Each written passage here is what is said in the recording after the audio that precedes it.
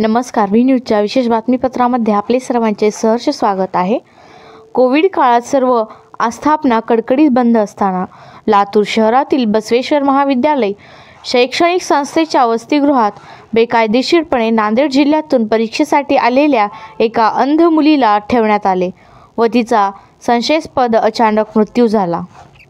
त्यावेळी हे प्रकरण पूर्णपणे दाबण्यात आले, मात्र याचा पाठपुरावा अंध लोकांची NGO चालविणाऱ्या व स्वतः वकील असलेल्या ॲडव्होकेट सचिन चव्हाण केल्यानंतर आता तब्बल 4 वर्षांनंतर याबाबत गुन्हा नोंद करण्याचे आदेश न्यायालयाने दिले आहेत।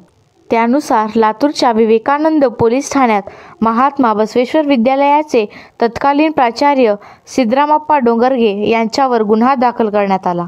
मात्र यातील तपास अधिकारी या प्रकरणात टाळाटाळ व वेळखाऊ भूमिका घेत असल्याचा आरोप ॲडव्होकेट सचिन चव्हाण यांनी केला।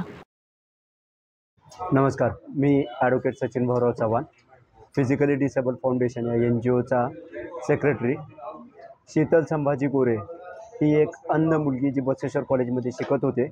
ती दिनांक 6/12/2020 रोजी बसवेश्वर महाविद्यालयाचे हॉस्टेल वाडा हॉटेल शेजारी राजीव गांधी चौक येथे अचानक त्या मुलीचा मृत्यू झाला। त्या मुलीचा मृत्यू अचानक कसा काय झाला याबाबत बराच संशय आहे।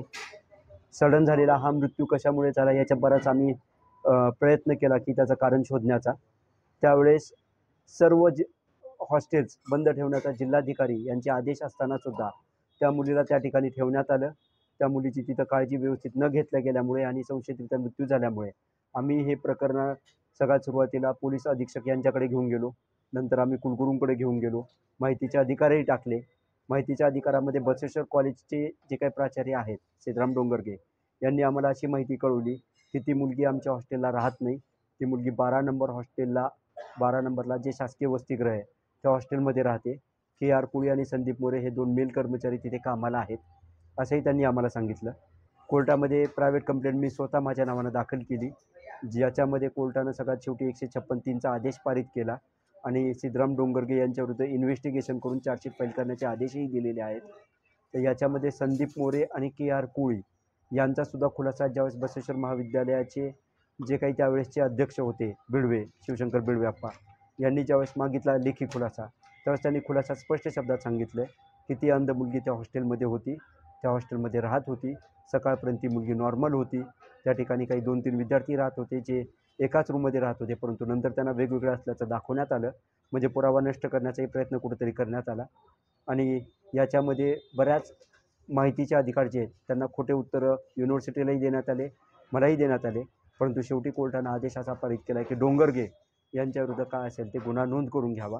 तर त्या मुलीचा अचानक मृत्यू कशामुळे झाला याचा खुलासा आणि उलगडा होणं गरजेचं होतं, त्यासाठी म्हणून ही पत्रकार परिषद घेण्यात आली। तर माझं पोलीस यंत्रणेवर एवढा संशय आहे की सध्या जो काही EPI मुळे यांच्याकडे तपास आहे, तर त्यामुळे सध्या संथ गतीनं किंवा थोडंसं पुढं मागं करण्याचा प्रयत्न करत आहेत। वारंवार पाठपुरावा करूनही त्यांच्याकडनं कोणताही असा सखोल चौकशी होती असं आम्हाला नाही वाटत आहे। तर त्यांच्याकडनं तपास काढून दुसऱ्या अधिकाऱ्याकडे देण्यात यावा अशी एक विनंती आम्ही SP साहेबांना करणार आहोत लवकरात लवकर।